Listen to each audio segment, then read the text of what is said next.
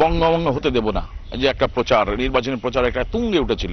তো এই জায়গাটা যে পাহাড়ে প্রচার করতে গিয়ে কিছু ফেস করতে হয়েছে, বা কতটা গুরুত্বপূর্ণ মনে হয়েছে অন্যান্য ইস্যুর থেকে? না দেখুন, আমরা তো সোজাসুজি বলেছি, আমরা আমাদের ম্যানিফেস্টোতে সোজাসুজি বলেছি যে আমরা যে এই এলাকা, নেগলেক্টেড এলাকা যে আছে, এখানে লোকের বহুদিন থেকে লম্বিত দাবিগুলো আছে। তার মধ্যে গোর্খাদের দাবি আছে, আদিবাসীদের দাবি আছে, অন্যান্য লোকের দাবি আছে।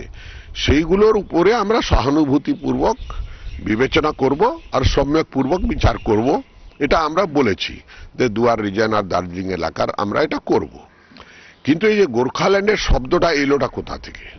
উনি তো বিধানসভায় একটা আইন পাশ করলেন যার নাম হচ্ছে গোর্খাল্যান্ড টেরিটোরিয়াল অথরিটি, জিটিএ যখন গঠন করলেন, পি চিদাম্বরম আর উনি করালেন নিজের সামনে বসে। তো উনি বিধানসভায় গোর্খাল্যান্ড শব্দর জন্মদাতা তো উনি, বঙ্গভঙ্গ তো উনি করছেন, আমি কি করছি? এখন শুধু বঙ্গভঙ্গ করছেন, এখন জাতি ভঙ্গ করছেন উনি।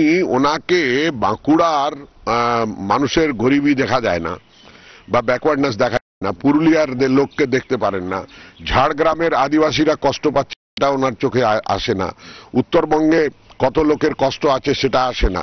উনি ওখানে পাহাড়ে গিয়ে লেপচাদের নানা রকমের লোভ দিয়ে তাদের একটা সোসাইটিজ অ্যাক্টের নামে একটা বোর্ড করেন, ডেভেলপমেন্ট বোর্ড করেন, তামাংদের একটা বোর্ড করেন। কেন উনি কোনো জায়গায় দেখতে পারেন না যে নমশূদ্রর জন্য কি করতে হবে? উনি দেখতে পারেন কি এখানে প্রচুর প্রচুর বাংলাদেশে থেকে প্রতারিত বাঙালিরা এসছে, তাদের কষ্ট আছে, তাদের জন্য কিছু আমি ডেভেলপমেন্ট বোর্ড করি, তাদের জন্য কিছু করি। যারা চিটমল থেকে উচ্ছেদ হয়ে এসছে তাদের জন্য কিছু আমি ডেভেলপমেন্ট বোর্ড করি, সে তো করছেন না উনি।